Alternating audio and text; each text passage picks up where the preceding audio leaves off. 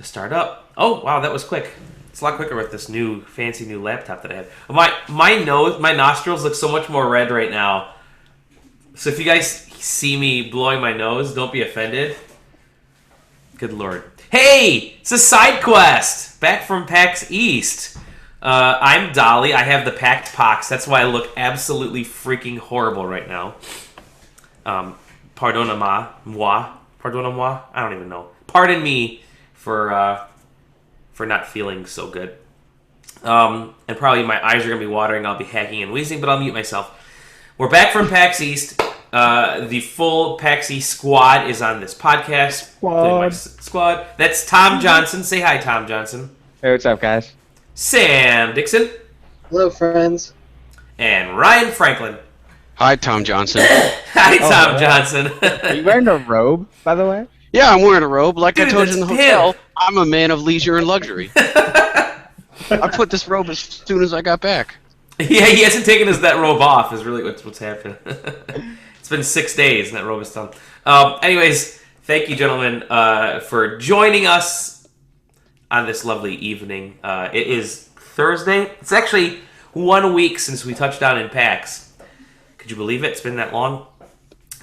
We have a lot of great stories of all the fun PAX stuff. But again, I wanted to start off by saying I caught that PAX Pox, man. Woo! I caught that PAX Pox hard. I've been there. Yeah. Oh, yeah. You got it at PAX a couple years back. Like Oh, 2 years man. ago. That was a nightmare. Yeah, this A is literal nightmare. I thought the CIA had me trapped in a time loop. That's hilarious because it's true. You actually did think that. Yeah. So as usual, we all fit into one hotel room somehow with one king size bed. See, I'm the one who misread the hotel reservation. It said single suite, so I thought, okay, it's a suite, and it says double bedded, and so I thought, oh, cool, double bed. That means 2 beds. No, it means a king size bed in a single bed suite. So. Whatever, we were sleeping on the floor a couple of the nights, but that's all good. We survived that part. That's not what got me sick. It's just the lack of sleep and all the yelling that screwed up my vocal cords because I had lost my voice completely on Sunday and Monday. In fact, it was pretty funny. As I was going to a couple of my appointments on Sunday, I literally had to write down my questions because I couldn't speak. So I had to go back into my my audio notes, my recordings, and try to figure out what I said during those meetings because I couldn't hear anything, so I didn't say anything. We're back from PAX. Overall impressions of PAX? What did you guys think? It was loud. Yeah. It was loud. Yes, that is true. You actually showed up at like 1 o'clock in the morning that Thursday night. Yeah, I've been driving all night through beautiful upstate New York. In shitty asshole Massachusetts. That's never a bad thing. Oh, yeah, that's right. He showed up stupid late that first night. Yep. I forgot about that. That was when I was going to tell you to go wait for him down in the Oh, I would not in the lobby. That's the night Tom decided that he was going to wait and hang out at the bar just a little bit longer and shamble his way past the hotel. Well, I was gonna go get hamburgers, but I fell on the pavement and just laid there for a good like 3 or 4 minutes before I was ready to get back up. And then I got people were like, "Yo, do you need help getting up?" I just put my hand up. I was like, "Nah, just move along." Move along. Move along. I got this. Somehow you got this. Yeah, it was a good show. There's a lot of cool stuff there. It's always cool to see all the small indie games. You know, they have the giant booths of your 2K and your Battleborn and your Twitch. People are yelling and screaming at each other and giving each other deodorant. Thank you, Twitch. Yeah. Which, yeah, you know what? God bless them. They really needed that for handing out the deodorant. Who was it that had the cat? Oh, Dan Dimitri, one of our writers, who was there just kind of as a fan, was telling me that when he showed up Saturday morning when the cab guy or the Lyft guy was dropping him off at the convention center, he said, he goes, "Hey, Yeah, keep your nose plugged because it's pretty bad in there. So you must have dropped off a few convention goers that weekend. Which is pretty funny. I know it's a stereotype, but like, man, you walk past a couple people, Yeah. and it's just like, what are you doing? Yeah. How Yeah. have you gotten to this point in your life, past 6th grade, where you haven't figured out that you need to shower? You would not believe how many dudes every time I went to the bathroom, there would be like 2 or 3 guys to walk out without washing their hands. I'm Ugh. thinking, holy shit, man! I gotta touch the same controllers these dudes use. Those people I are was in putting. the bathroom. What's that? Go ahead, Tom. Okay, Yeah. I was in a bathroom. So I was with thinking that there might be an opportunity. Oh, this There's this guy I know. Golly, guy I did know. it 5 times. Go ahead, Tom. I'm just kidding. But no, I watched a guy in the bathroom go to the bathroom, go walk over to the sink, look over his shoulders, run the water, but not wash his hands, What? and then put his hands under the hand dryer. Ugh. That's the part I don't get. If you're gonna like fabricate the lie that I washed my hands, Might as well just do it. yeah, the least you could do is at least like just slice your hand under some water for a second. Just and be like, oh, it's damp. I Just swear to fruit God. ninja that thing. Just fruit ninja that thing at least. I went in there one time. This was like the first day of PAX, so that Friday. I went to the bathroom to wash my hands actually before I went to get some lunch, and I hear a guy walks into the stall behind me, and I hear him go, "All right, man, you could do this. All right, you got this, man. You could do this." I'm thinking, what is he gonna do? What kind of moral support does he need to go into the bathroom? Anyways, those are great poop stories from PAX. So. Yeah. I will Another say great. that- Go ahead. I was going to say, this year it seemed like on the show floor, I mean, esports are always really big, Yeah. but this year they had the Overwatch like arena that they were Yep. shoutcasting matches facing directly towards like the League of Legends shoutcast arena, and they both just had their own like Jitacams that at one point were like both like kind of like near each other. And they kind of looked like they were just gonna like hold hands and be like, "We're together in esports." we are joining our worlds together. And Halo was there as well, and so was Hearthstone. Like, Yeah. the whole section of esports was unbelievable this year. It's really kind of cool because you could tell that. We're going to see more and more of that as these conventions roll on, as esports kind of takes over. We need an esports Olympics, is what we need. I wonder if we're going to see less of it, because if stuff like Battleborn, they try to push the esports thing, and how many times is it, like with Call of Duty Black Ops 2 and Halo 3 back in the day, they try Sure. to push the esports thing, and some of those have had some success, but others like what's that one MOBA, like the DC Universe MOBA, they design and make a game like they're going to get a huge audience, and then just nothing happens. The thing is still going. I had a chance to try that out for the Xbox One, and it plays exactly like the game played before. So there you go. You get DC Universe Online on your Xbox One. I think the layout of the floor this year was way better than last year's PAX East. PAX East was this year. Everything was kind of mixed up. So you would walk past like video game, and then like tabletop game, and then a reseller, and then there would be like some accessory company, and then other video game. I do like that it's all kind of mixed up like that. Last year I focused. Last year they had it divided, so here were the video games over the indies and the games over here, tabletop stuff here, like lunch area here, and there was hardly any esports last year, and that kept me out of the tabletop area because I was so focused on the gaming stuff. So I did like that there was a little bit more of a mishmash there, and it felt packed. Like there was still more room.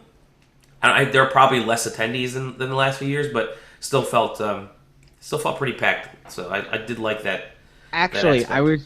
I was reading something. I forget where the source was from, but like the numbers came out, I think, and now like PAX East has surpassed Prime in attendance. Sure. Yeah. Which is kind of crazy. I like it. I think PAX East is my favorite expo and gaming event that I attend every year. Even though you didn't have as much of a presence from a few companies there, but it's going to be bigger than E3, so there's that at least. It'd be real cool if they brought back that cocktail hour though at the end of it, so media. They had it. So they could. There still was be a cocktail hour. There was an Really? indie mega booth cocktail hour. Oh yeah, I remember I that. saw photographs of that like on Monday or something on Twitter, and Awesome. a bunch of tweets about it. And I thought, we should have hung around there. So we could have Patent spilled free beer drinks. all over people's booths. Exactly, right? Whoops. Yeah, there was a lot of cool things at PAX this year. We're gonna dive into kind of our team choice awards here in a second. I do have to mention just another great shout out to that homeless wheelchair dog that we saw. Oh man, the Oh, dog. yeah, MVP of PAX for sure. MVP of PAX. So we're walking home on was it Thursday? No, Friday. I think it was. It was Friday, yeah. We're walking back to the hotel on Friday, and we see these kind of two girls carrying these boxes or these packages.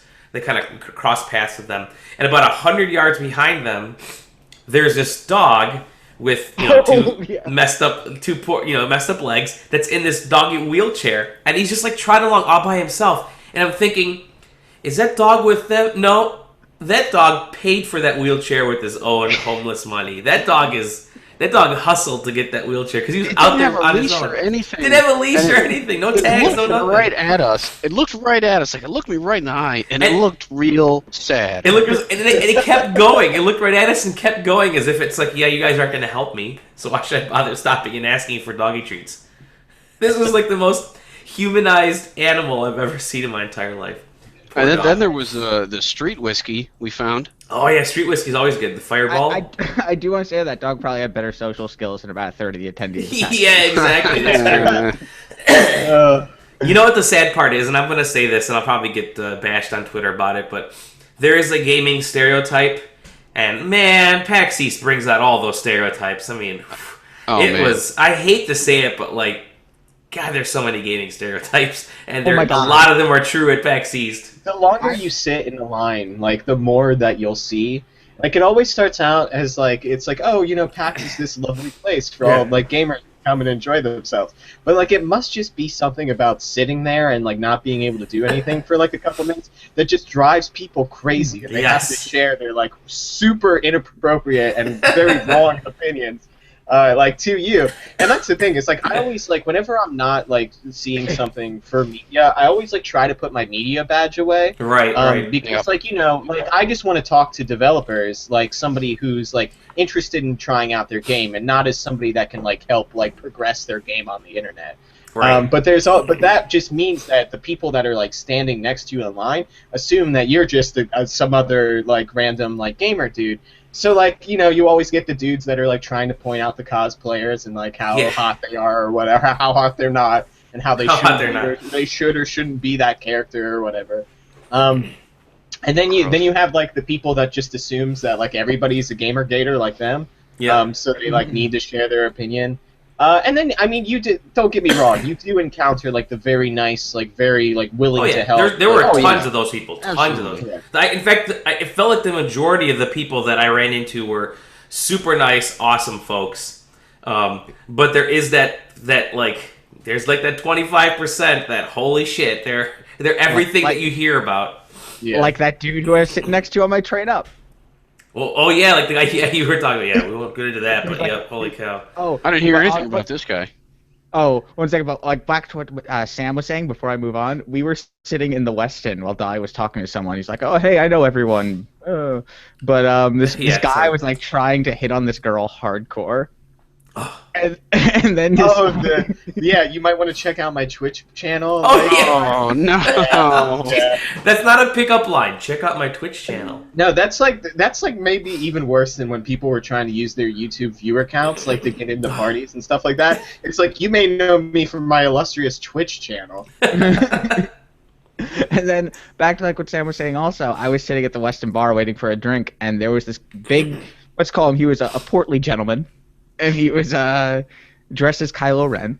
Oh, wow, cool, good. And he was sitting at the bar, and he was discussing with the guy next to him, like, the most disgusting pickup maneuvers and how he was going to try and employ them all night. Is he going to use the Force?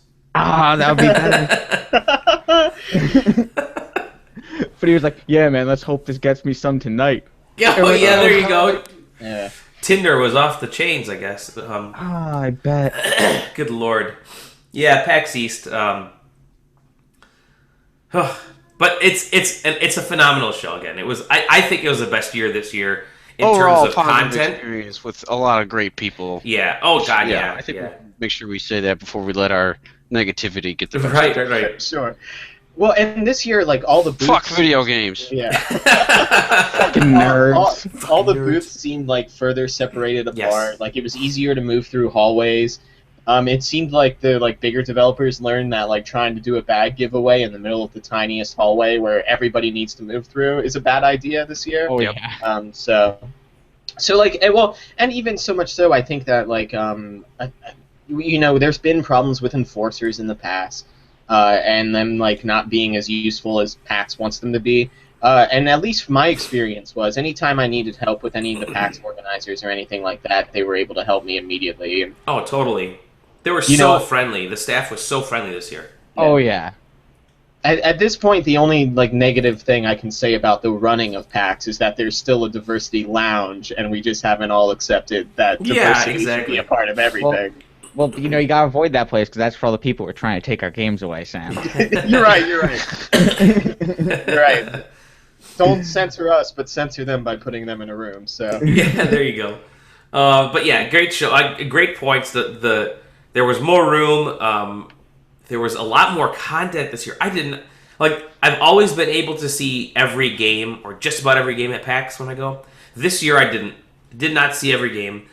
Even during the media hour, I mean, I ran around during that 1 hour we had and I saw a bunch of stuff, but yeah, there was so much stuff this year. It was unbelievable. And then VR was everywhere. Like, finally VR was, like almost every booth had some VR set up. So that was cool. But, yeah, PAX East, lots of fun. We met some awesome people, got to reconnect with a lot of great friends, and that's one of the best things about PAX East is that. So, I think with that said, let's move on to maybe our Team Choice Awards. Some of the great All right. games that we played. And I have the list up right here. And I'm going to start with Night in the Woods. That won a team. So first of all, the Team Choice Award, for those who don't know, every year at PAX, aka this is the second year, we select 8 games that we think are the best in show for, not necessarily the best in show, but the ones that resonated most with us. There are so many great games. Because we don't get a chance to all see all of them, it's overwhelming. So these are the ones that just resonated with us. And we loved them, or really enjoyed them, I should say, and we recommended everybody else check them out. Night in the Woods, both, I think a bunch of us actually ended up seeing this, but you want to explain, Tom, a little bit about what Night in the Woods is? All right, so it's like a 2D side-scrolling adventure game. It has a bit more like interactivity than most like point-and-click adventure games. You actually have agency. Yeah, boo, hands and the thing. You have like more agency, and like you're moving around, you're talking to people in the world, you're selecting dialogue trees. There are a bunch of mini games in it that are really weird. Sorry, fuck you, Ryan. But so like a couple of the mini games were like I had to steal from a Hot Topic basically, or like smash fluorescent light bulbs with a baseball bat, or from what I played, it's a real delinquency simulator so Nice. far. Yeah, and you're like and some early 20s girl who is also a cat who drops out of college and goes back to her hometown and has to like try and reconnect with all like these people, and like the realizing and coming to terms with the fact that everything like continued to move on while she was gone. So it's there's like an underlying sadness that I'm kind of about that you don't get. No, I get it. It was really, I mean, I think the aesthetic really played up on that, right? Oh yeah, it's gorgeous. Like if you haven't seen it, it's this beautiful flat 2D cartoonish style that all the animations are like wonderfully done. It's not like, because 2D you can really half-ass things a lot, and they did not here. Dolly, you saw a bit of it, right? You saw a little bit of it? Yeah, I did. Sorry, I was muted for a second there. Okay. I thought it was really cool. There's like one scene where they're in a that I was kind of playing. They're in a I don't know if they're going through a schoolyard or what they were going through, but they're like busting open some like lockers and stuff, and all kinds of crazy shit is happening. But yeah, the ambiance of the game, the what do I want to say, the kind of the whole environment, the whole experience is, I don't want to say ethereal because that's maybe not the word to use, but it's got this darkness to it, and it's really kind of engaging because of that. You know, it draws you in for that for the fact that you don't ever really know what's going on, but every time you click on something or go somewhere, something really kind of, you know, crazy, or not crazy, but something with like a little hint of evil seems to take place. So I thought it was a pretty cool pretty cool game. Definitely something that felt fresh, I guess. Yeah, it was probably my game of show. I love that game so much. Like, I was really excited going into it to find it, and then I was waiting for it to let me down, and it didn't. And I can't wait to play the whole thing, because that demo, like, could go on for an hour. Like, at that station. They had to start kicking people off stations to be like, yo, we got a line. People need to start moving. Yeah, it was. I think it's going to be one of those games that's definitely worth checking out. What's the release date on that one? It's this year, right? I think it's summer. Okay. I want to say, and it's going to be, I believe, PS4 and PC. Cool. Yeah. Next on the list, as I get it here, is Headlander. So that's Tom and Sam both saw this. Yep, Sam's the one that played it, though. Okay, go ahead, Sam. Tell us about Headlander. Well, I mean, just to start off, Headlander, the best way to explain it is it's Adult Swim and Double Fine working together, which should at least begin to put some ideas in your head. But basically, the gist of the game is like you were the last living human, and by living human, they mean the last living head of a human out there in space, at least that you're aware of. And you get, as soon as you get reawoken out of cryo sleep, you get affixed to a robot body, and obviously you have questions, and no one is around to answer them, and you cannot ask them because you no longer have vocal cords to express any sort of anything, I guess. But the whole point of the game is sort of like a puzzle, like almost like Metroid style, like moving through environments, and you have the ability to lift yourself off of your base and attach yourself to other bodies and to other things that have ports for heads.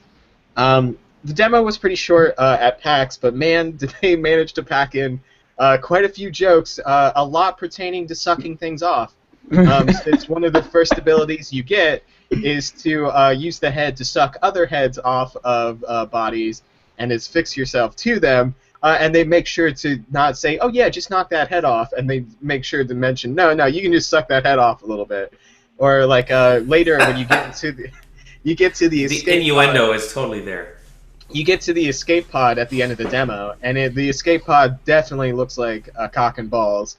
And you need to like deactivate like its defenses or whatever to attach yourself to it. And it's like, oh yeah, just go to the tip there and suck it off for a second. You'll get to the panel, and you're like, yeah, okay, Double Fine, I get you. I get where you're going.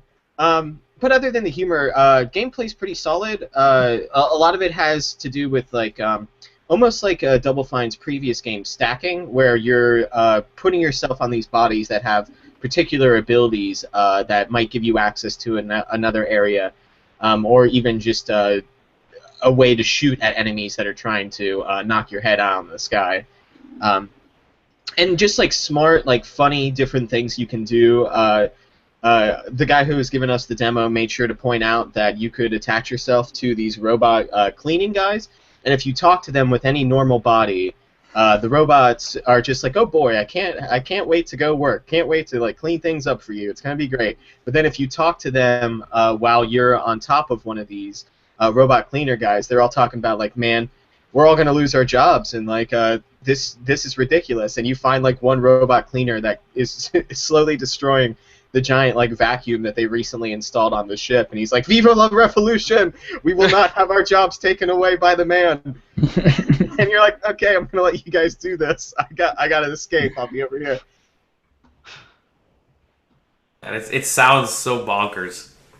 Yeah, oh, go ahead. I was gonna say I didn't have audio, and I was just standing there next to Sam, and then like the spaceship that clearly looks like a dick goes off, and I'm like, yo, they touch on the fact that looks like a dick, and he's like, oh yeah, they did nothing but make jokes about it. It's like that Austin Powers scene where was the second one where the dick flies by. That looks like a giant flying Johnson. Yeah. Get on the radar and tell me what that is. Well, it looks like a huge Yeah. Melons. Melons. I Great guess I job. did one or two of the movies because the first time it was Johnson, and the second time I think it was breasts. Right? Right, it was Yep. breast. The second one. Yeah. Yeah. Yeah. Okay, excellent. Headlander. That's coming out this year. Also. I don't remember on that one. Summer, yeah, summer. I know they're targeting for PS4 and PC at launch, Okay. but I'm not. I don't remember if they're 2016 or not. But I believe it is. Well, here's a game that may be coming out this year, considering it's been in the it's been at PAX East for like the last 10,000 years. Is Necropolis? Yo, Why don't you tell us about that it, game- Tom? Yo, that game is so good. Like, Sam and I played it. What was it? Last year we saw that, you and I. Yeah, that was one of the ones that I just kind of was like walking the halls, and I'm like, oh, this looks fun, and just like the animation of that like rotating heavy attack. I think we made a GIF of it, or they made a GIF of it and put it online. Like just the animations of that made me want to stop. And man, what a great, like, almost accessible Dark Souls, I guess is the best way to put it. Yeah, but with 4-player co-op, and I didn't know this. Yeah. That was on the. If you played the outside demos, not the ones I was given, 4-player co-op was there. Yeah, they had 4-player co-op was on the one side, and the single-player demos were on the other side, I think. Yeah, I wish I knew that. Well, and I share that. I didn't really get much time with it this year, but I know that they have a lot of stuff where, like, the world that you play in is, like, keeping track and, like, gauging all other players' reactions to certain things and maybe choices at pivotal moments and stuff like that. And, like, the narrator makes sure to tell you, like, oh, hey, like, that was a good choice, but, like, a lot of people went that way. Not saying no pressure, but you can go this way, but, like, everybody went that way, just so you know. Yeah, and like everything is procedurally generated now. So you get into the first level, and then you go left or right, and then everything is just like different every time. They made like a series of blocks and all that stuff with random loot and everything. They added a crafting system. So it's just like exactly what we played last year, but just like a lot more of it. And they added classes, but they only had one playable. So I want to see what those other ones are. They didn't specify as to what they were yet. But there's some videos out there that showed different dudes. Although I'm not entirely sure what they do yet. It's a lot of the same stuff. Huh? It's still real good. Like a year later, it is an actual game now, as opposed to like a 5-minute hallway that you can check out. Which I think is why we didn't give it one last year, because it was just Probably. like a proof of concept. Yeah, but it's like a real game now, and it comes out in like a couple months on PC, PS4, and Xbox. Well, Cool. and that game is so, like, visually... I don't want to say visually striking, because that feels a little cliche, but, like, it's so defined by, like, even just looking at its, like, the text that they use for the actual title of Necropolis, like, pretty much gives you a good idea of, like, what the environment looks like and what the characters look like. And that game just has such a strong, like, sense of visual identity from every part of it. Like, even the items, like, end up looking exactly like you would think, you know, like, oh, this is a health potion, but it's a health potion that, like, looks so different from other health potions and so defined in that world that it's super cool. Oh yeah. And like they do low poly, but they make it so it doesn't look shitty. Like it still looks really. It's low poly, but it still looks really polished. Yeah, Makes sense. I imagine, like, that's what tech demos on, like, the PS2 looked like before they actually, like, put gameplay into it. It's like, no, here's, like, the base things, and, like, I swear we're going to make that tree look like a tree, but, like, that's what we got right now. Yeah, I think that's it. Sam, do you have anything else to say? No, other than I'm super excited to play that when it, like, fully comes out. Like, I didn't even want to play, like, that much of it at PAX because I didn't want to, like, get too excited to have to wait for a couple of months. Oh. Yeah, so what's next, Dolly? How about Ruiner? Ruiner is next. And Ryan, you got to see Ruiner, didn't you? Excuse me. Yeah, I saw Ruiner, and it was definitely. I said it was my game of the show. Yeah. I don't like to rely solely on comparisons as shorthand, but it's pretty easy in this case. This is actually how the developers, former, they worked on a bunch of stuff. Team members used to work on the Witcher series, Dead Island. What's the other Dead Island one? The parkour one, Dying Light. So they're all experienced devs, and I was talking to one of them, and he said how it had actually started as a Hotline Miami clone by way of Akira and Ghost in the Shell and all those kinds of classic cyberpunk anime. Um, and it's got that look, man. It is so slick looking.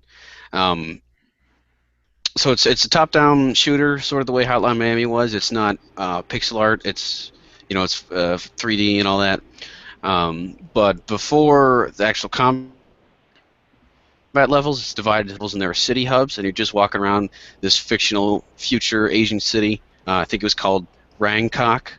And there's all the cyberpunk stuff there. People have sunglasses that look like Cyclops visors from X-Men. They've got neon-colored hair. There's neon lights everywhere. There are police that have cyborg suits. There was one thing in one of their, promotional screenshots where an NPC says, you walk past people and they're all saying stuff that adds to the atmosphere. One thing I walked past was it was basically like a virtual whorehouse, it seemed like, and it said something that was almost. It was basically like the girl was trying to hit on your character, but almost in programming language, like not quite if else stan opera, stuff like that. But one guy said something. It was every revolution needs its own haircut, man. And I think that's a good way to sum up the aesthetic of that game. Sure. But it was a ton of fun because it doesn't play exactly like Hotline Miami, but it's sort of that same thing where you're running around trying to kill people real quick. There's melee options. I started out with a lead pipe. Then when you kill people, you get weapons that only have maybe 7 shots, and then once you use them, you just drop them on the ground. But the big difference is between Hotline Miami is they have these gadgets and abilities.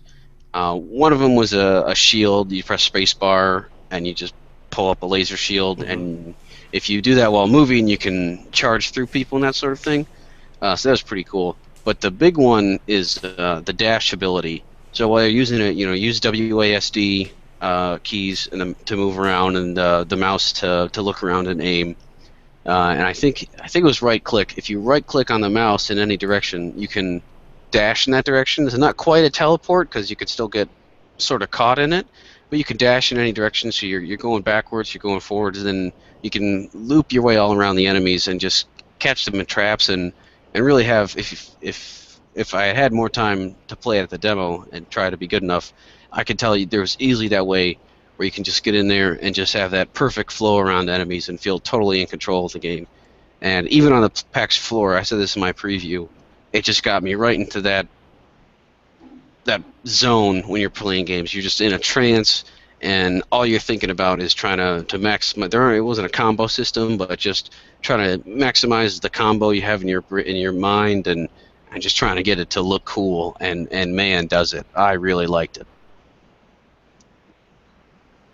Sweet. Yeah, that's that game had a lot of folks talking about it at the show. I kept hearing over conversations over it, so that's one that I'm actually kind of interested in as well. I didn't get a chance to play it, but I read your piece and I kind of watched a couple other folks as I was standing by the booth play it, and it looks really cool. The visual design is awesome. I think that to me was what was selling me the most. Excellent. So I'm gonna hop in. There was one thing I wanted to say before. Yeah. I had a lot of fun with the gameplay, and I could tell that I think I'll like it overall. But there were some things that I think, if stretched out through the full length of a full game, I don't know how long it's going to be, 6 hours, 9 hours, whatever. There were a couple things that might become a nuisance. To regenerate, you have health and energy bars. Health regenerates a little bit when you kill enemies, but mostly you regenerate through you stand on these tiles that are found every couple of times throughout your level to regenerate your health, and that just felt like it slowed things down. And They could have just had pickups drop from enemies after they die, or regenerating health after you clear from one combat zone to something else. Because that just felt, like I said, it just stops the time, that flow, which seems like the best part. It's interrupting that a little bit.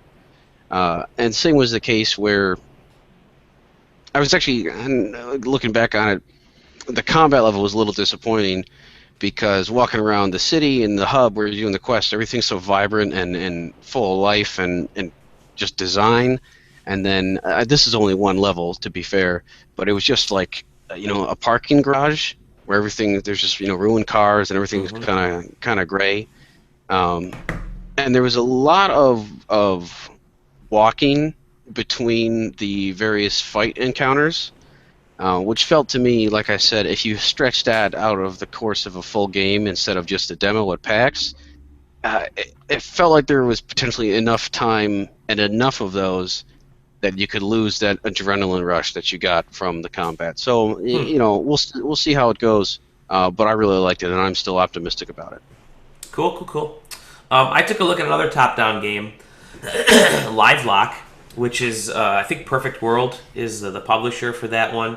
The developer is like Tuque or Tuque. I'm not 100% sure how to pronounce it, like Tuque.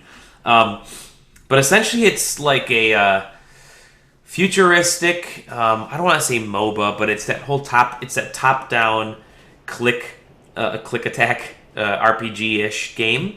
It's like RPG light. There's actually a lot of upgradability to characters, and it's co-op.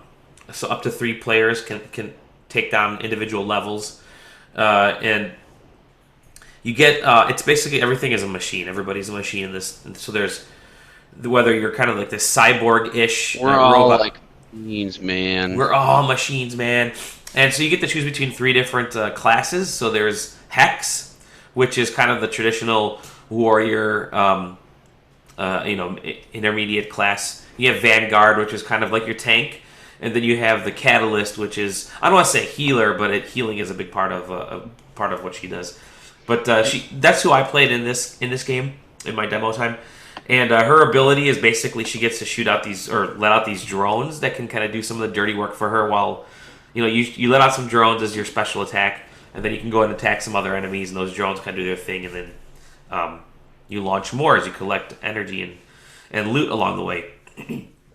But it's like the demo level I played was probably about 15 minutes long, and it's got some semi destructible environments. So you can like kick open doors and blow up, railings and knock down some obstacles along the way. But what I really liked about it was just it felt like a futuristic MOBA that I could get behind, right? And again, it's not a MOBA, but it's got that feel where you're kind of traverse. It's not necessarily competitive; it's cooperative, and that's why I don't want to necessarily call it a MOBA, but. Is it against NPCs or other players? It's against. Well, we played against NPCs. I'm not sure if there's going to be multiplayer, a competitive multiplayer. I didn't ask that question. I'll look into that. Sorry for not being prepared, everybody. But it's a co-op team game. So you're kind of going through these levels and gathering loot, and it's a little bit Diablo-ish, I guess, in the weird way. But really cool aesthetic, and I was really digging all the special attacks. So it's like dual stick shooter almost, I guess you could kind of say. And then launching drones and doing that kind of stuff was my Catalyst job. And we never, as long as there's one character, one teammate alive, you're never quite out of the match or out of the level. If all 3 die, then you lose. So if you die and your other partners or somebody's alive, you can basically 3D print yourself a new body, which I thought was a really cool way for respawning to make it a little bit more believable. Because in the future, you could just 3D print a new robot, and that's got the same AI as the old one. So I like that aspect of it, but it's played very well. It's really smooth. I did notice I kept getting caught kind of behind some of the terrain in the game, in the environments, but I think that was just something that they're still working on. It's still in like alpha or beta. So, but tons of fun. and I can see myself sinking tons of hours into this game because it's gonna be one of those co-op games that I keep coming back to, at least from this demo that I played. And again, be wary of demos, especially the ones that play as well, on show floors as this one did, because you never know what they're gonna be like when they're released. But really cool, great aesthetic, great design. It kind of reminds me of the Mass Effect-ish design with really cool mechs and robots and stuff. So, Dolly, you brought up a big point that I want to ask about with the 3D printing. You said it's the same AI. Yep. AI. AI, yeah. I think that raises a question. Do robots have a soul? Do they dream of electric sheep? When you get down to it and you're just talking about 3D printing and the same AI, all I can think about is that Star Trek Next Generation episode where they accidentally 3D print a second copy of Commander Riker. And he thinks he's the real Riker, but he's not. Sure, because but he's you know not. why? Every time you go in the teleporter, you die, and then they 3D print you a new one. That's right. That's how it works, isn't it? I have another question in the same vein. Sure. Why are all these robots wearing pants? That's Why a are great they question. wearing pants? Yeah, Why are that's robots the- always wearing pants? They was had the- that statue right outside the booth, and he's got like a tabard, like a knight. Ostensibly, it seems like he wanted Great to cover question. his dong, right? But the tabard didn't cover his robo-dong. Never for at all. They have just like wanted really to cool say shirts on. That's a really good point. They're almost too human for. Good point, everybody. You know what? Everything I said is broken now. Forget it. I'm taking back my Team Choice Award. The next game on the list is Moonshot. Oh, Sam, yeah. you saw Moonshot. Yes, Moonshot, other than sounding like the cheap well drink that you get at the bar, is like well, they've been comparing it to like a lot like a real-time Worms mixed with Smash Brothers, and I think real-time Worms is probably the closest you can get. And basically, it's a competitive like. By the way, I liked of- the title of your preview of it. Yeah, Bend it I like was- NASA. Yeah, I was looking for astronauts that may have like names close to Beckham, To but Beckham. I gave up on that real quickly and just put NASA and made my life easier. So what it is it's like it's like a competitive game. They also have like well, I guess even 2v2 is still competitive, but you're working with somebody. Where it's one of these like arena-focused competitive games, so like along the lines of like Towerfall and stuff like that. And you drive a tank in space, and you basically like fight on a map that is like a condensed solar system with the sun in the middle, and a bunch of different planets and moons rotating around it. And you can use this tank to drive over the moon and stuff that you start on, or you can use your thrusters and get to another moon or another planet. And every single planet has its own gravitational pull. It has its own orbit, which you can knock out of its orbit, I believe. And also, like the planets themselves are destructible. So if there happens to be somebody hiding on the other side of a moon, you can just blast a hole through a moon and get there. A lot of it has to do with like trying to bend your shots and like run the physics in your mind as you're firing in hopes that you can get that one guy who's hunkered down, not paying attention to you on another planet, and like wrap a shot behind him and score a kill. And it's just like super fun. I think those types of games really do well at showing the player exactly what they need to know just by watching a match. And then after a few matches, it's just super easy to pick up and maybe even explain to other people if they want to get involved.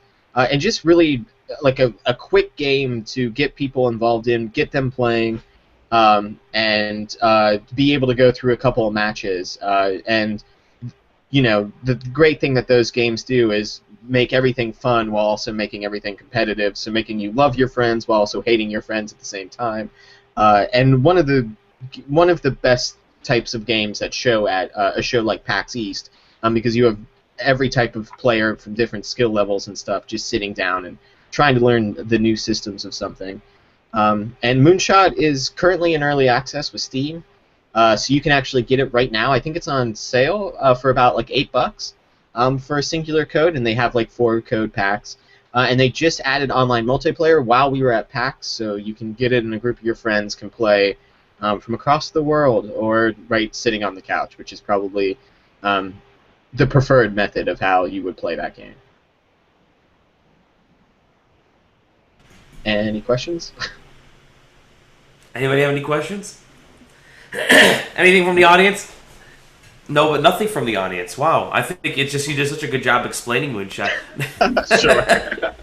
um, is it? Does it remind you at all of like? I don't want to say Angry Birds because there's like Angry Birds Space where you're shooting stuff around planets and using the gravity.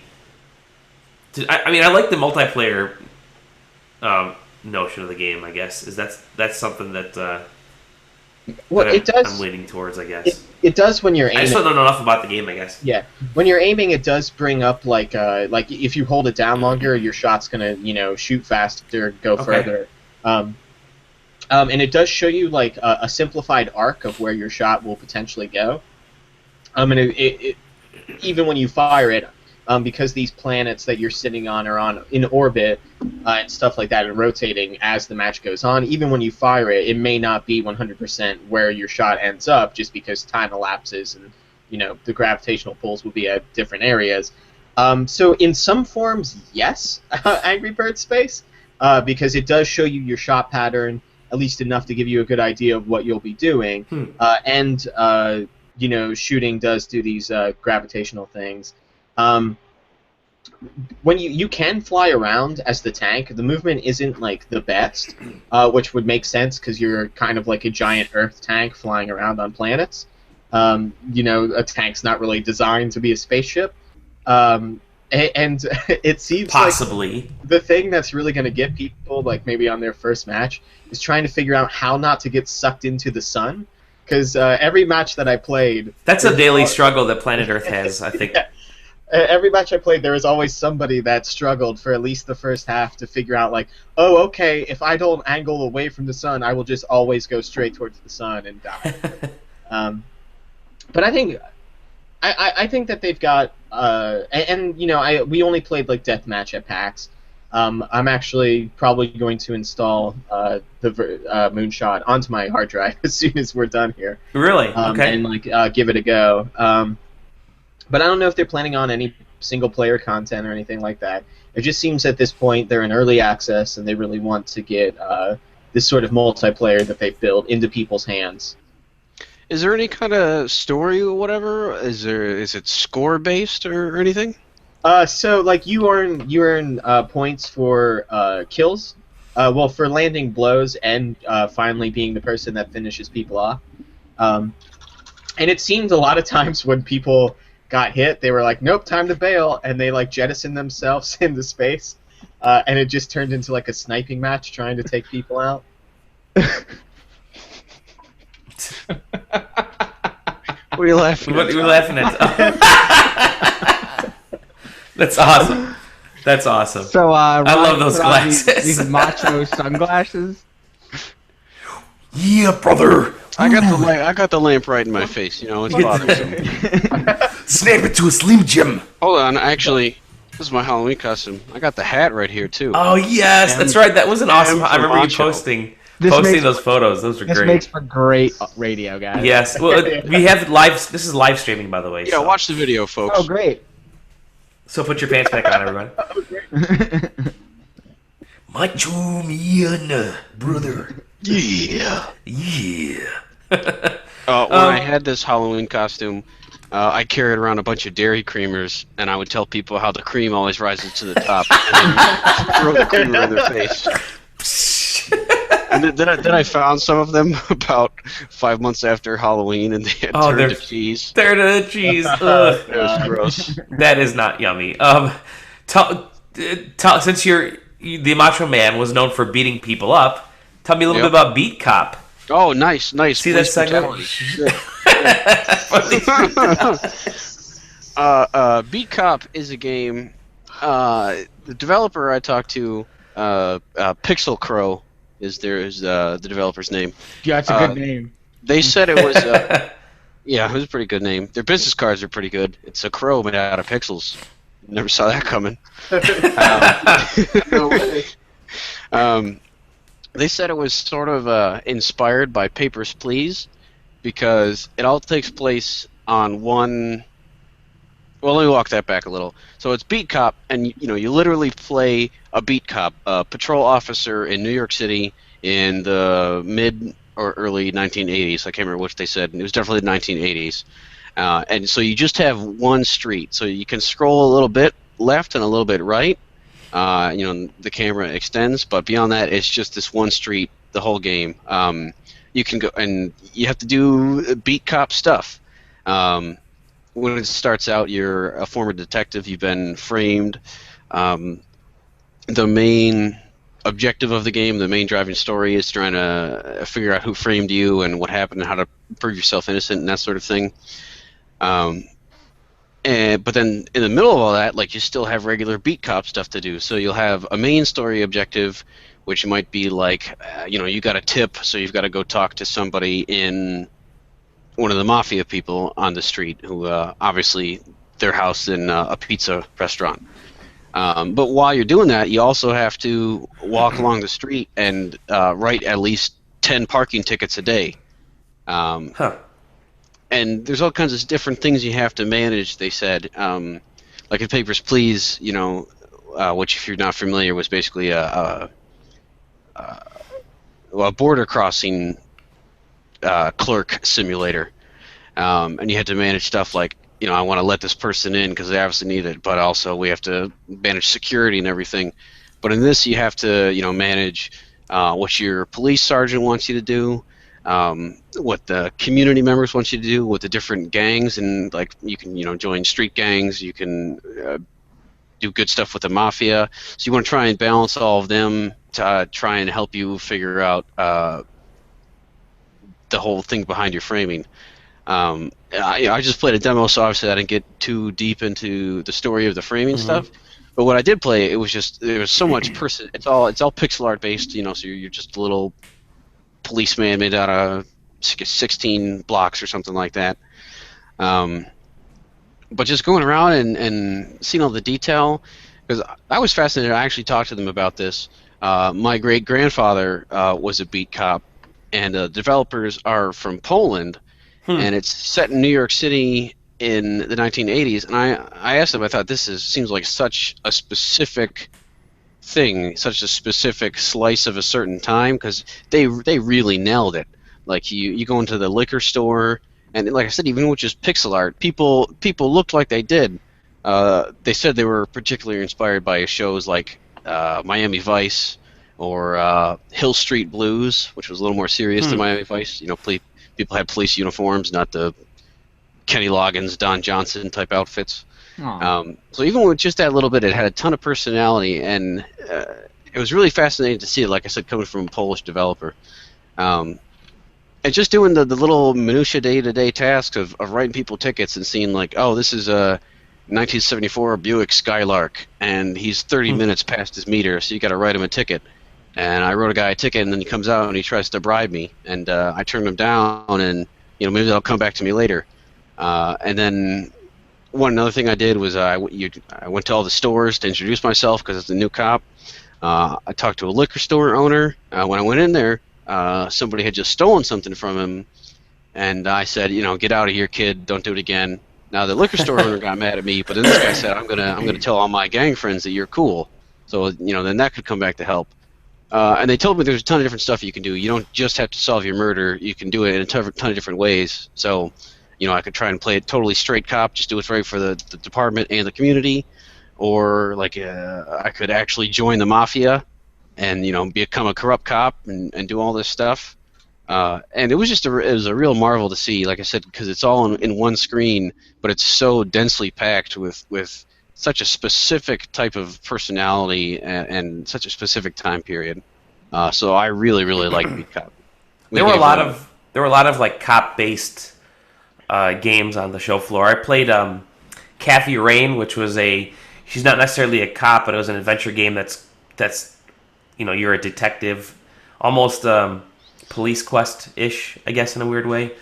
And then there was the other game that I played, which was This Is the Police. It's almost like a sim cop game where you're running the department and you have these individual scenarios pop up, and you have to do the exact same thing. You know, do you let this guy off? Do you send cops? Do you only have a certain amount of cops? So yeah, cops are big at PAX East this year. Yeah, and then we came up with our own. I think we lost Tom here. Did Tom drop out? Thank goodness.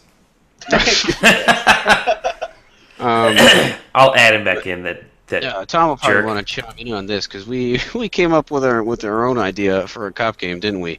Do we want to share that, or do we want to mail ourselves that to get the copyright on it first? Go ahead and share it. I think if we publish it in this podcast, then it's ours legally. Okay, Or yeah, yours. yeah, that's right. This is our copyright. Did we agree this was a VR game, or are we just going with the You know what? classic pixelated style? Somebody makes it. I don't care what they do. VR, pixelated. I think, you know what, VR would be best. You're right. Yes. We came up with the idea. It was one of us. I think we misheard Dolly talking about "This is police." Yeah. Yeah. So we thought it was, "Oh shit, it's the police." Oh shit! It's the police. Oh, we're talking about, oh shit, it's the police? Yeah, oh shit, it's the police. Yeah. So then, Tom, were you the one that came up with this? No, I think I was Sam. Yeah. I think, yeah. So Sam. Yeah. So, oh shit, the police is a drug hiding simulator where where the game starts and like you have a level of anxiousness and then like you hear a knock at the door and you go, oh shit, it's the police, and sometimes it isn't even the police, which is the big part, just somebody knocking on your door. It's the Domino's guy. Yeah, because you were so high you forgot you ordered pizza. Yeah, so I've actually workshopped, oh shit, it's the police. I'm like, Oh shit! It's the police. I think Did it would you? be like a Johann Sebastian Joust type game. Okay. Oh okay. yeah. So I'm assuming that you're already high in the game, right? And you should probably like pregame before you play the game too, just to get real atmospheric with it. I was thinking it was going to be like a Gone Home type deal, Oh, where sure. you're So walking you're around running- and instead of discovering all these notes about your family, you're finding out, oh shit, I'm really high. You're running through your house like trying to make sure that you get everything. So you oh, you got to grab the bong that's behind your brother's TV and smash it to bits before the cops show up. And like you got to be like, oh man, like where did I put that last pipe, or like where did I leave that last bit of the drug? Did I put it in the coffee can, or did I take that to work? Like I don't know. And then like once Is it under the floorboards? Yeah, is it under the floorboards? Once the cops like actually break in after some amount of time, which will depend on how well you've locked your doors or how well you've locked the windows and stuff like that. You get judged and you get jail time depending on how many drugs they find. So like maybe you've been a good boy and you got rid of all the drugs, so now you're not going to jail. Or maybe they found just a little bit of drug, so like now you're now you can't play the game for 20 minutes because you're in jail for 20 minutes. Would I be able to pay like $3.99 to be able to play the game again? Get out of jail? Yeah, there you go. Yes, but you also still have to watch advertisements. And you get one free call. But like you'll remember more numbers as you sober up, but the only number you can remember is Domino's and that one friend of yours who takes care of your cat while you're on vacation. So like those are the only numbers you get for the first couple playthroughs. Oh, I'm all in for this game. This is real good. This is real good. I Well, was the also- last. Go ahead. What's that? I was also continuously reminded of this idea every time Sam talked about his. I don't know if this is in our top 8 list, but every time Sam talked about fated, fate as in destiny, Yeah. I thought he was saying fated. He kept talking about, yeah, I saw the VR demo for Faded, and I thought, what? Did you just get high and weird in this VR demo? Well, the last game is Sam's Racer's Dirt, which is the best named game of the show. Oh yeah, the most incredible of games. With the best development team name too, 21.c Ducks. Which is incredible. But it is an indie Korean developer, actually, who is releasing this game. It's called Racer's Dirt. It will be on PS4, and I think they're exploring a PC option, but definitely a PS4 version. And I have to ask you guys, do you like old top-down arcade-style racers? Yeah. Do we? Do I? Do you think drifting is both stupid and incredible at the same time? Yeah. Yeah. Well, then Racers Dirt is the most incredible game that you should play almost immediately. Man, what if you've ever played like an RC Pro-Am or any of those old like top-down racers, think of that, but there's like a dedicated handbrake button, which I'm almost certain does nothing to slow you down, but allows you to throw yourself into just insane drifts around corners, and when you drift, you get nitro to go faster, and you can use that nitro to knock people on the road. But it like has such a like cool visual dumb aesthetic where like every time you drift it's like, oh my god, awesome, or like overdrift and stuff like that. It just pops up in these big letters like rewarding you for just being a good drifting dude. And there's like a couple of modes where it's like straight up racing. Then there's like drift challenge, like how much do you drift, bro?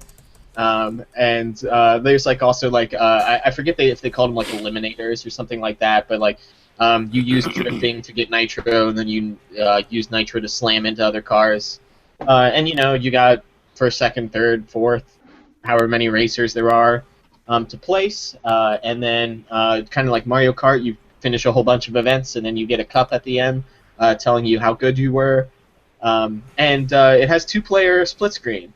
So you and your friends can drift together and run. That's what friends do for fun. We drift together. Those who drift together. It's those really... those who drift together stay together. I mean, if you really go and look at Tokyo Drift, that movie's not about drifting, and it's actually about friendship. So, yes, true. Those are all about family. It's about family. What would you do if she died? It's about family. It's about family. Excellent. Yeah, I'm interested. I watched I watched that game played a little bit, and I actually did have a like half a minute playing it, but it's bonkers. I love it. It's super classic in its aesthetic and its style, but the drifting aspect was what really kind of hooked me. It's just so goofy, and it's such a shame. It like kind of like got buried between like a couple other games. But I walked by that booth on the first day, and I watched as somebody drift, and it went like in big bold letters. It went, "Oh my god, awesome drift" or whatever. And I was like, I need the game. That game was like the house and up, because it was like right between Battleborn and Overwatch, and you had Racers Drift in the middle. Yeah. Very cool. Well, those were our Team Choice Awards. Those are the 8 games that struck a chord with us most. And I think all of us had, we had lots of good things to say about them. And lots of good things to say about PAX. And please keep reading up our posts. They're going to keep going up all this week and probably a little bit in the next week, because I have like 40 posts that I've drafted up. Yeah, making final drafts real hard, dog. Yeah, exactly. I just like putting names and then save as draft, and then like there's no text in it whatsoever. I'll get to it eventually. The PAX Fox, man, it got me hard. We did want to touch on some news though. Personal. What's that? Nothing. You said the PAX Fox got you hard. Shut your whore mouth. We do want to dive into a little bit of news, and that is Nintendo had their kind of year-end announcement and for their financials, and holy shit, was it bad! Do you think they're gonna call up Konami and go, "Yo, do you guys still have that booth that is made to just show one game?" That's basically what they do. So I'll go over the news right now, and I'll have our instant reactions. So this is all broke yesterday at like 3:00 in the morning, but financial report, they're down like 60% in sales. In fact, somebody figured out that PSN made more money alone, Sony's PSN did, than all of Nintendo, which is kind of see the crazy. numbers on the Wii, like the Wii U and 3DS. No, So there were like 3 million total Wii U's were sold in the year, or something like that. I have it right here. Overall, they've sold 12.8 million. Yep, that sounds about right. A quarter of the amount of PS4s that have been sold. And all 3DSs are 58 million, as opposed to 155 that the regular DS sold. That the early DS was, yeah. Yeah, it's a changing market, yeah. Everybody's going mobile, yeah. In fact, they have more downloads of Miitomo than I think they had than they have almost all of the Wii U. But yeah, whatever. Miitomo, 10 million downloads, that's good start for them. Hopefully they'll figure out a way to monetize it, 'cause it's only making like 50 grand a week. It's enough to support like the coder in the back of a Nintendo. So the in this news clip, they said, "Hey, we're announcing the release date of the NX," which was a shock to everybody. Nobody expected them to actually utter the words NX, but the NX is coming March 2017, so it's not going to make this holiday season. We had a slight inkling that it could. First of all, I thought it was going to be this holiday. I thought it'd be perfect timing for Nintendo. Or at least it would be good timing for Nintendo back months ago, and then once and we'll get into that afterwards. And then they also said Legend of Zelda is coming to NX along with the Wii U, which everyone kind of knew that was going to happen. But the Legend of Zelda is now delayed into March 2017, so they're pulling a GameCube Wii scenario again. Which one's gonna have right-handed Link in it though? Yeah, exactly. And then finally, the only game that Nintendo will be showing that will be playable at E3 will be Zelda for the Wii U. So, the inferior version of the game for the console that's hardly going to sell anymore is going to be the only playable game they have at E3. Kind of weird situation, but they're going to have other games there, but the only thing that's going to be playable is Zelda. They did say they're going to do a full announcement of the NX later this year, which to me, I start to wonder if they're actually going to do a press conference type of thing rather than a Nintendo Direct. But who knows with Nintendo? Yeah, Anyways, I was surprised by that. If they're not announcing that at E3 and they're only saying they're going to have one game playable, like what are they going to have at their conference? Right. Are they going to have any bombs to drop? It doesn't seem like it. More hats for me to mow. Yeah. Oh, yep. So the things that we know is coming this year, you have two Pokemon games, so that's going to happen this year, and then that's for the 3DS, and apparently they're still working on a few more 3DS games that'll be available the second half of the year. They haven't announced. So I do believe there'll be some new game announcements for the rest of this year, but nothing major. I'm actually considering Pikmin 4, because they said that's being worked on. That'll be announced this year. What's that? I said, "Oh shit!" They did say that's a They game. did say, yeah. Miyamoto said that, so that I who can cares guarantee what you that that'll guy come says? this year. Because there's no other. What other Wii U games? You got Paper Mario and Pikmin. Maybe an Animal Crossing, because they have the Animal Crossing app that they're creating. Yeah, let's talk about how that should probably print money. Yes. If it's even close to being like an Animal Crossing game. Oh God, yeah. Like if they have a build your own house thing, and they're fuck. like, yo, Oh, shit. for $2.99 you can get the entire like rustic set for your house. Oh my God, that thing's gonna sell so much. Yeah, they might as well just like not ship the NX and just fully support Animal Crossing on mobile forever. Because that thing will be like a license to print money for a while if they can lock that down to being like at least close to a normal Animal Crossing game. Right. That'll make I mean, like even like Happy Home Designer would be great on a mobile device, and on like a phone or tablet or something. Well, and there's plenty of phones now. Like Yeah. most Android phones have built-in NFC readers. Yep. So like. And who knows if Amiibos, that's one way if the NX isn't going to support Amiibos to extend the life of those little plastic guys is to start allowing other devices that aren't Nintendo branded to start using them. So that could potentially be nuts. That's crazy. But I think, Animal Crossing could be huge. They also announced Fire Emblem is coming this fall. So they got Animal Crossing and Fire Emblem coming this fall to mobile devices. That's kind of interesting.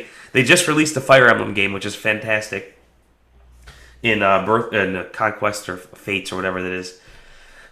My voice is actually failing right now, but anyways, they I think the numbers came up that they're looking to sell only 800,000 more Wii U's the rest of this calendar year, which is that is a low number for a console. I don't know what they're gonna do. I mean, there's like nothing announced. What gives fans no reason to buy the device, right? Nope. If you were if you're a gamer right now, would you buy the Wii U? Probably not. You'd probably stay away from Nintendo products at this point, wouldn't you? Yeah, it was Zelda that would have been the only reason to be like, oh, okay, well, there's some couple cool games now, and I'll just wait until Zelda comes out. that was really the last like great hope, I guess, for Wii U owners. Unless you're super into oh god, I don't even know what they call it now. Tokyo Mirage Sessions. Which, Shark by the way, Athlete. I played that at PAX East. That was really cool. That was actually a really good game. But the thing with that is, unless you're like a Shin Megami Tensei fan, Right. or I guess more of a Persona fan, from what everybody's saying, that like, that's just another JRPG that's leave it or take it, depending on if you're a JRPG. Just like Xenoblade fan. was last year, exactly. Yeah. That the Wii U needs a price cut. Get that thing down to like $140, or sorry, $150, and then just clear out the stock of them.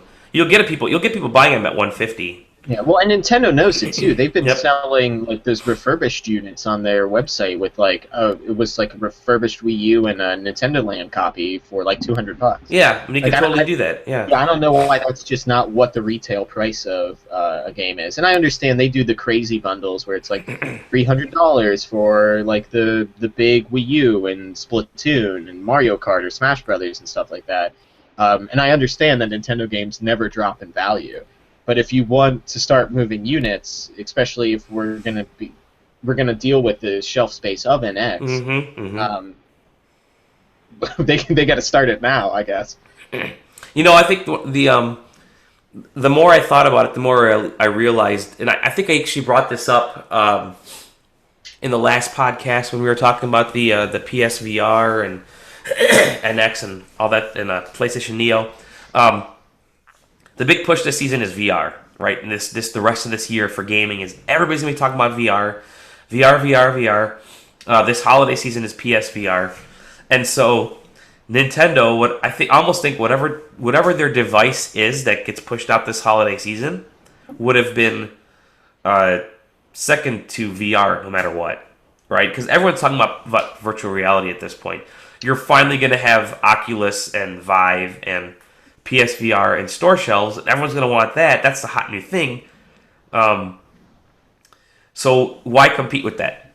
Yeah, you're waving the white flag on the rest of the year, but you're instantly going to be seen as a secondary technology by Nintendo. So by them holding it off, building up their game library, which they kind of mentioned that they want to have more games available in March, and there's a lot of developers now have dev kits. So that's a good sign.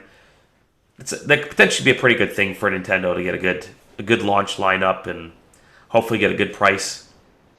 But yeah, they're kind of waving the white flag on the rest of this year.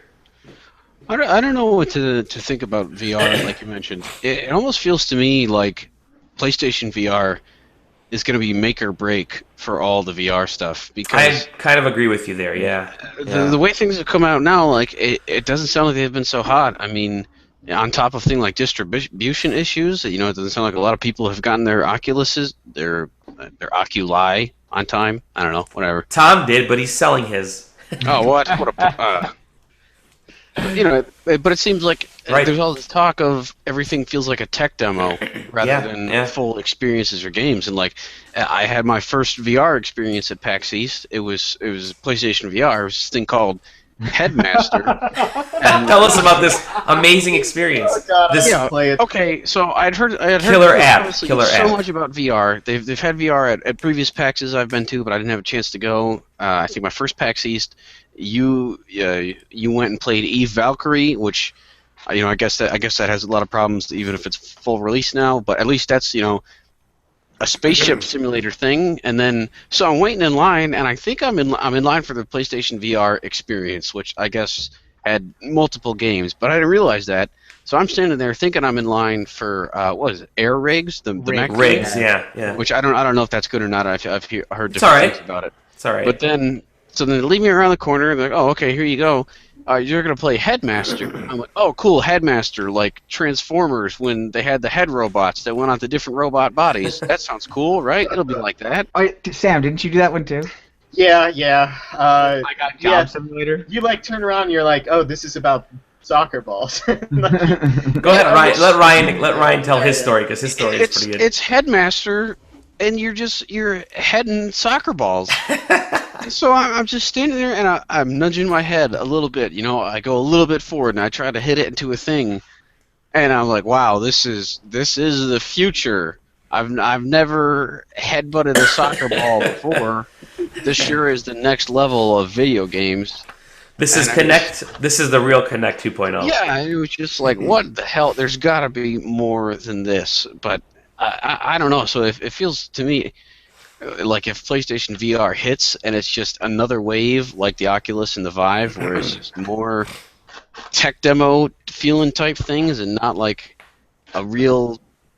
I don't know what makes. I don't want it to get into an ontological argument of what makes a game, but if it's just more of these boring one-trick things and not like a real experience, I don't know if VR is going to have this magnificent future that everybody thinks it is. At least in video games, there's always the talk of like architectural stuff or whatever. I don't know.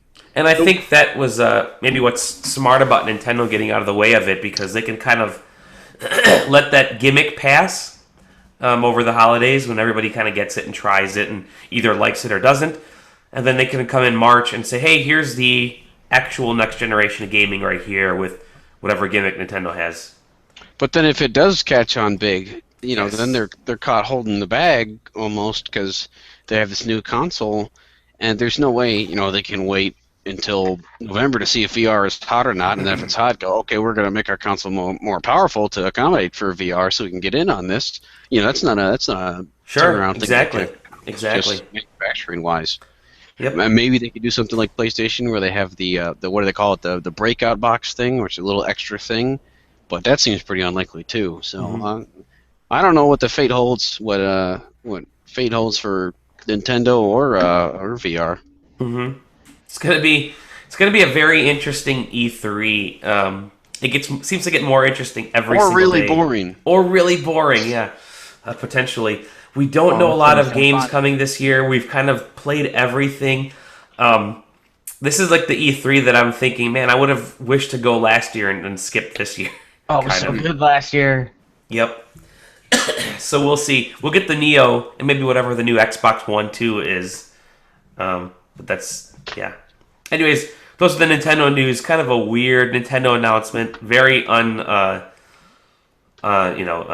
unpredictable announcement from the big end, but we'll see what happens in the next few months here, because it sure is going to be interesting leading up through to E3. But that's it. My voice is shot. It's gone. I'm struggling to stay awake and to stay coherent. So I want to thank you guys for joining me today. Thank you to our listeners for watching and listening and downloading and all that fun stuff. Please rate and review us on the iTunes. Like and subscribe. Yeah, like and subscribe. Like and subscribe below. Leave your comments. Sound off in the comments below. Sound off in the comments below. Like and subscribe. You can find us on iTunes, YouTube, Google Play. That's a thing now. Google Play Podcasts, Stitcher, and everything else. At SideQuesting on the Twitters, SideQuesting.com website. I'm Dolly. You can find me at Dolly Domovsky. Ryan, where can they find you? At the Dark Wayne. Sam? SamDI79. Oh, and please, Internet, please go to Tom. He'll tell you his Twitter account's name in a minute. But please go to Tom's Twitter account and call him Dad. That's all I want. That's all I want from the Internet. For Wonderful. This next week. Dad, what's your Twitter account? I'm no longer Dad. That was my shitty nickname. You're Dad now. At Tom Johnson. And we'll see you guys on the next side quest. Peace, love, recycle. Bye, friends. Hustle. Street whiskey. Street whiskey. Street Fireball.